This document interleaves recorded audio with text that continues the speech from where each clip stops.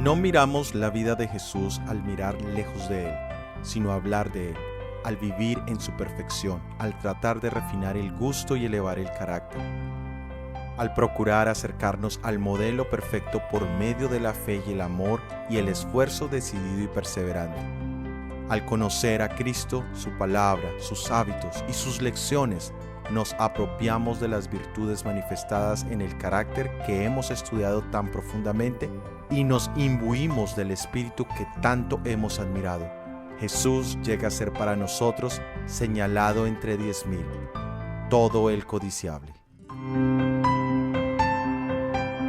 Bienvenidos a nuestro análisis bíblico producido por el Ministerio 147.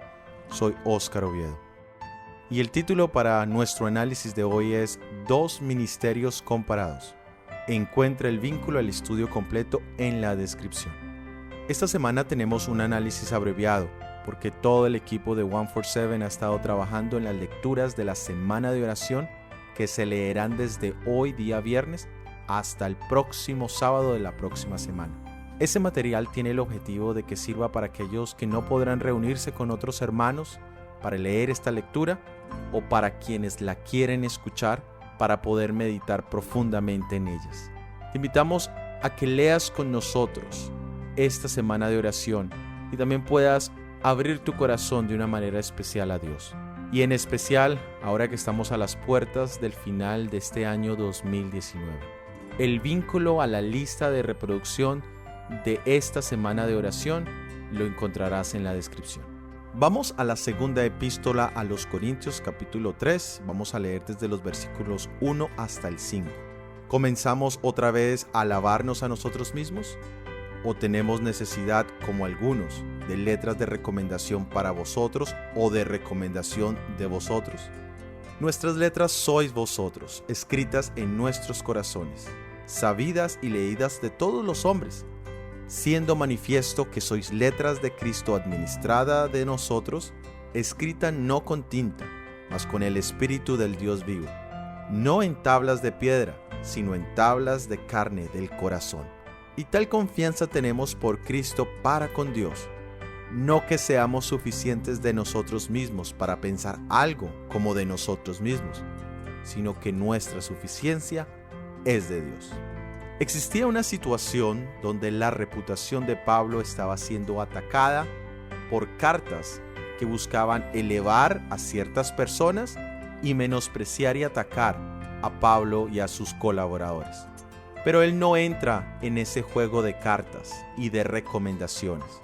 Él hace énfasis en los resultados de las vidas de los hermanos de Corinto y que la carta de recomendación la ha hecho Dios a través de la obra que hizo en ellos a través de Pablo y su ministerio. En otras palabras, la gloria le pertenece a Dios y no al hombre, porque estas cartas son de Cristo y no de Pablo. Y esto es verdad, no solo lo era en la vida de Pablo, ni en la vida de los pastores o los misioneros, sino en la vida de cada seguidor de Jesucristo.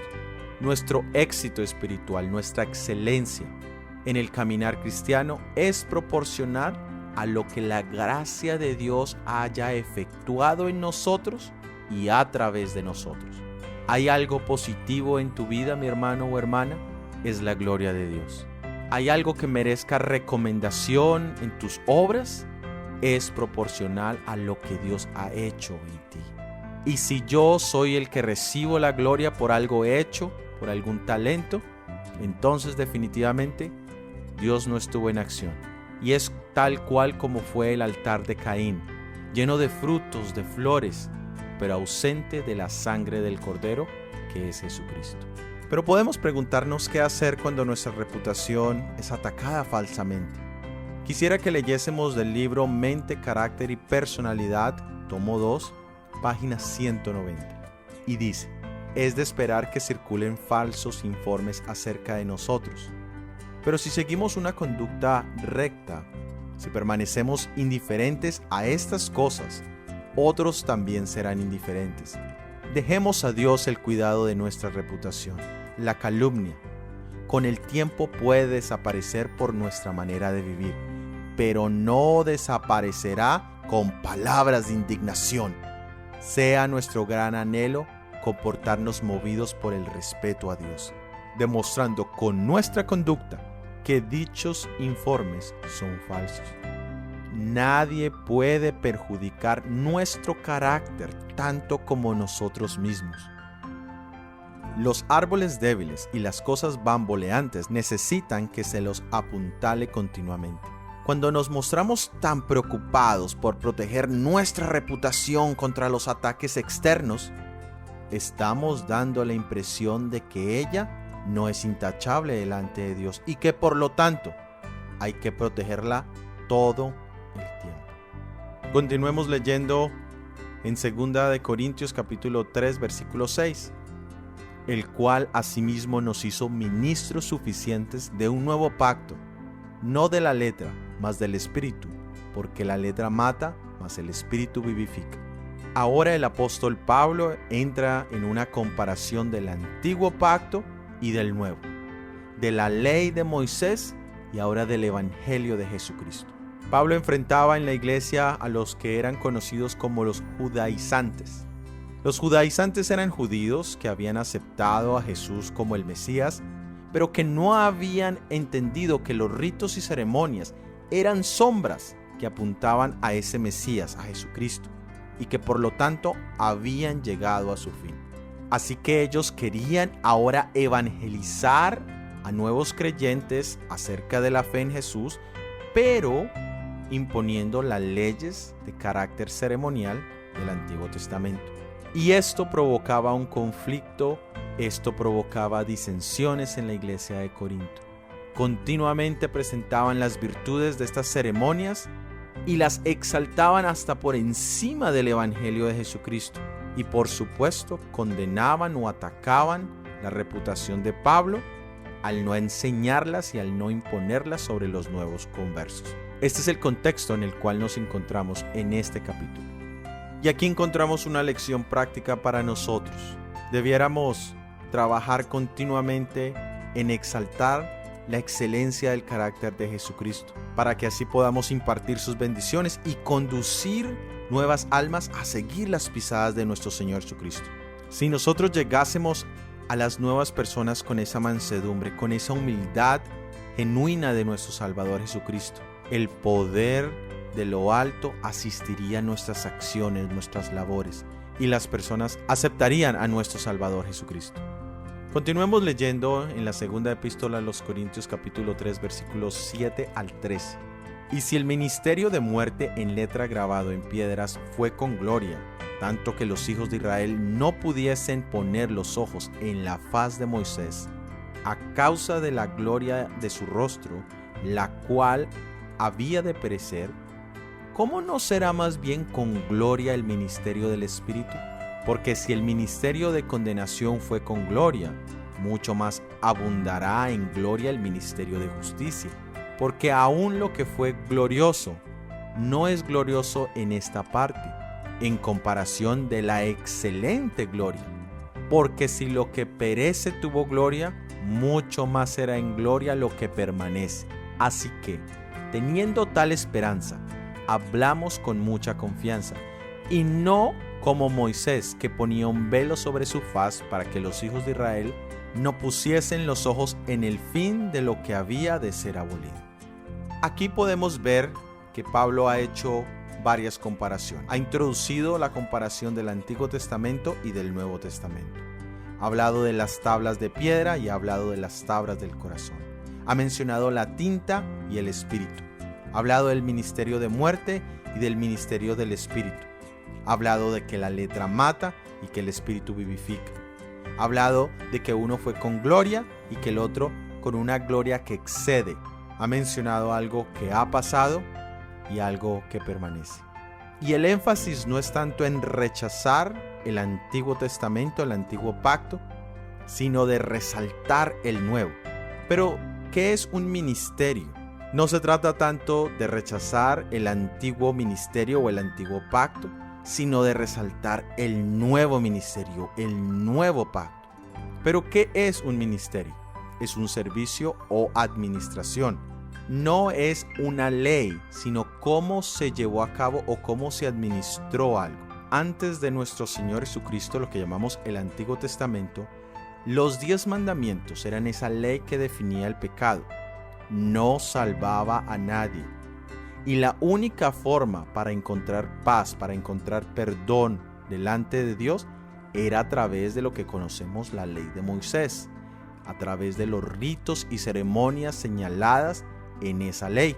Una vez venido nuestro Salvador Jesucristo, el Mesías, los 10 mandamientos siguen siendo la ley que define el pecado, y aún su guarda hoy en día no salva absolutamente a nadie. Pero ahora tenemos al Cordero Perfecto, no a la sombra, no las ceremonias que apuntaban hacia un Mesías venidero, sino tenemos a Jesús mismo, a la luz verdadera. En otras epístolas del apóstol Pablo encontramos ratificación de esto. En Romanos capítulo 7, versículo 12, nos dice: de manera que la ley a la verdad es santa, el mandamiento santo, justo y bueno. Y el capítulo 8, desde el versículo 1 hasta el 14, nos menciona la validez que la ley de Dios sigue teniendo, pero nos habla de la necesidad de una vida espiritual. Porque la letra de la ley es fría y no da vida. Eso lo vimos en nuestro análisis pasado.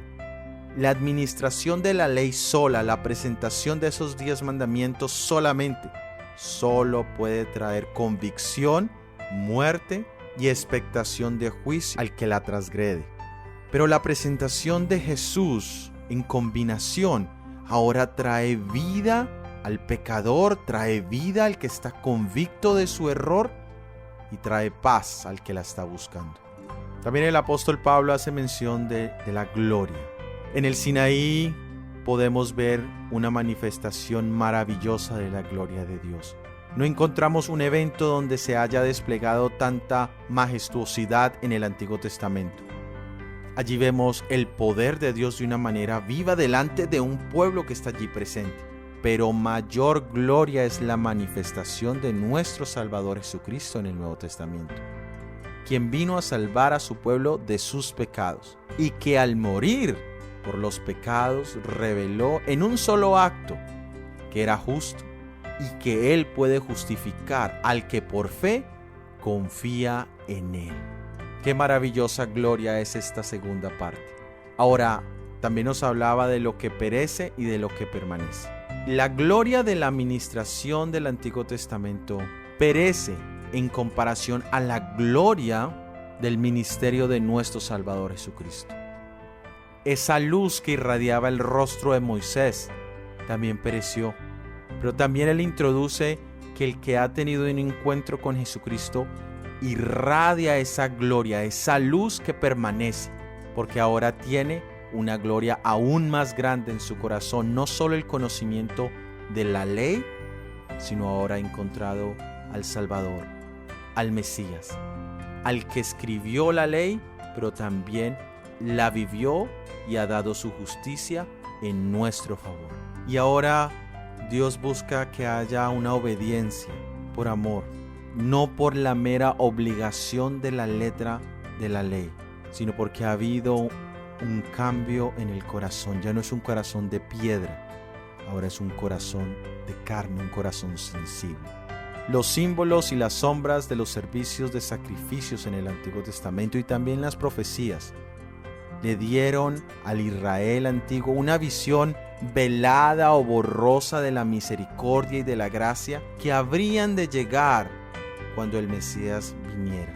Se desplegó ante Moisés el significado de los símbolos, de las sombras que todas apuntaban a Jesucristo. Él también vio el fin de lo que habría de ser abolido cuando en el sacrificio de nuestro Señor Jesucristo, el símbolo, la sombra, encontrara lo que estaba simbolizando. Él también vio que únicamente mediante Jesús puede el hombre realmente llegar a guardar la ley moral, los 10 mandamientos. Por la transgresión de esa ley, el hombre introdujo el pecado al mundo y con el pecado también vino la muerte. Nuestro Salvador Jesucristo llegó a ser el pago, la propiciación por nuestros errores, por nuestros pecados. Ofreció la perfección de su carácter en lugar de tu pecaminosidad y de mi pecaminosidad. Tomó sobre sí la maldición de la desobediencia.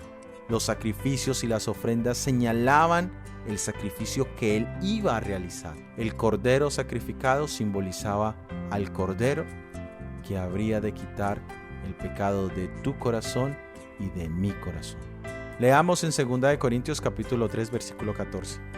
Empero los sentidos de ellos se embotaron, porque hasta el día de hoy les queda el mismo velo no descubierto en la lección del Antiguo Testamento, el cual por Cristo es quitado.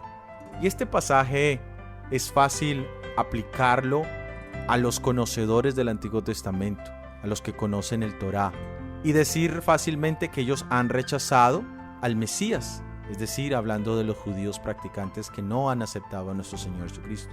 Pero ellos son una de las religiones más pequeñas en el mundo, son solo el 0.2% mundial.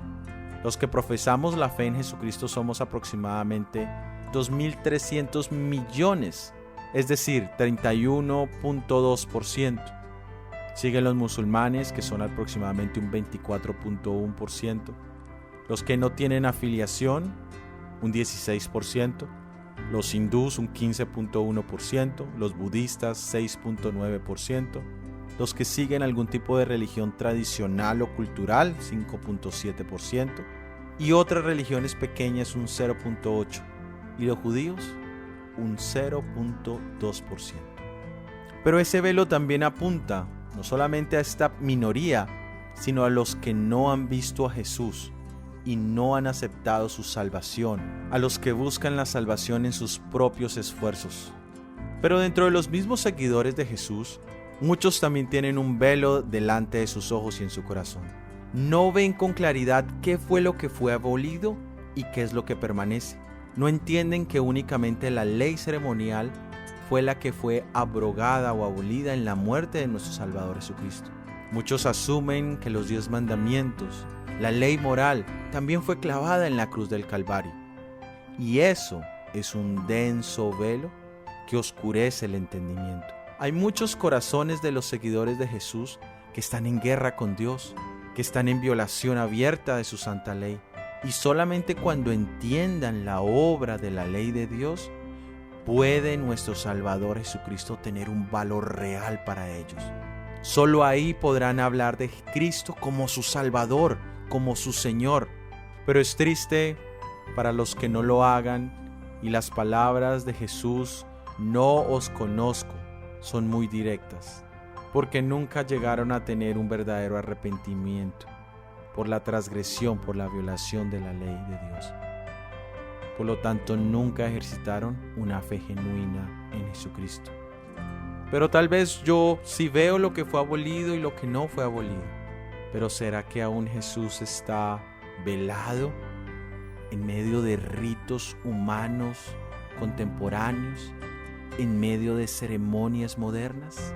Continuemos leyendo en la segunda epístola a los Corintios capítulo 3 versículo 15 al 18. Y aún hasta el día de hoy, cuando Moisés es leído, el velo está puesto sobre el corazón de ellos. Mas cuando se convierten al Señor, el velo se quitará. Porque el Señor es espíritu, y donde hay espíritu del Señor, allí hay libertad. Por tanto, nosotros todos, mirando a cara descubierta, como en un espejo la gloria del Señor, somos transformados de gloria en gloria, en la misma semejanza, como por el Espíritu del Señor. Cuando contemplamos a nuestro Salvador Jesucristo, al Cordero de Dios que quita el pecado del mundo, hallamos la paz de nuestro Señor Jesucristo. Tal cual lo dice Colosenses 2:10, vosotros estáis completos en Él. Cuán difícil es esto para nosotros como humanos, que por tanto tiempo tal vez hemos guardado esas dudas acerca de la salvación en Jesucristo. Por tanto tiempo hemos tenido dificultad de entender esta verdad. Debemos mirar a nuestro Salvador Jesucristo, porque solo allí, mirándole a cara descubierta, como en un espejo la gloria del Señor, es que somos transformados de gloria en gloria en esa misma imagen que vemos. ¿A quién estás contemplando hoy, mi hermano? ¿Es tu espejo tu propia vida? ¿Es tu espejo otro humano? ¿O es el ejemplo perfecto, el espejo que está delante de ti? Dios quiera que Él sea nuestro ejemplo y que esa transformación sea un sí y sea un amén en Cristo Jesús. De esta manera hemos llegado al final de nuestro episodio. Para la próxima semana tendremos el análisis bíblico Cristo, el propósito de la ley. Recuerda suscribirte y si ha sido de bendición, por favor, compártelo con al menos una persona. Déjanos tus opiniones en los comentarios. Que Dios te bendiga. Amén.